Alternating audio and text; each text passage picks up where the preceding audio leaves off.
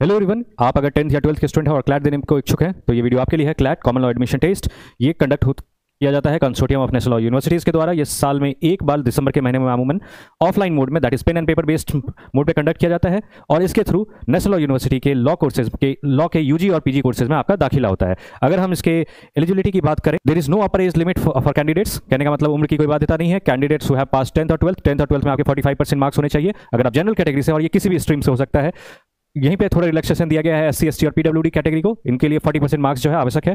In fact candidates जो 12th में appear हो रहे हैं, क्योंकि एग्जाम दिसंबर के महीने में हो जाता है और आपका 12th का एग्जाम नेक्स्ट ईयर मार्च से मई के बीच में है, तो आपको एडमिशन के टाइम पे अपने पासिंग सर्टिफिकेट्स प्रोड्यूस करने होंगे।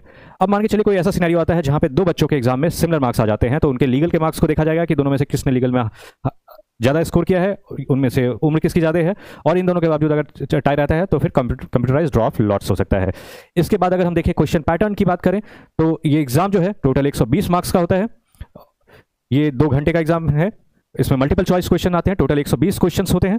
इसमें हर गलत मार्क्स के लिए आपके 0.25 मार्क्स डिडक्ट होंगे। अब हम सब्जेक्ट की बात करें तो इसमें English language, current affairs, legal reasoning, logical reasoning, quantitative techniques, that is total आपके 5 सब्जेक्ट आपको पूछे जाते हैं। इंग्लिश लैंग्वेज का जो वेटेज है वो 20% का है और इसमें 22 से 26 क्वेश्चन आप एक्सपेक्ट कर सकते हैं। करंट अफेयर्स और जनरल नॉलेज की अगर हम बात करें तो इसका वेटेज 25% होता है और इसमें 28 से 38 क्वेश्चन आप एक्सपेक्ट कर सकते हैं। अगर हम लीगल रीजनिंग की बात करें तो इसका वेटेज 25% का और इसमें भी 28 से 32 क्वेश्चन आप एक्सपेक्ट कर सकते हैं।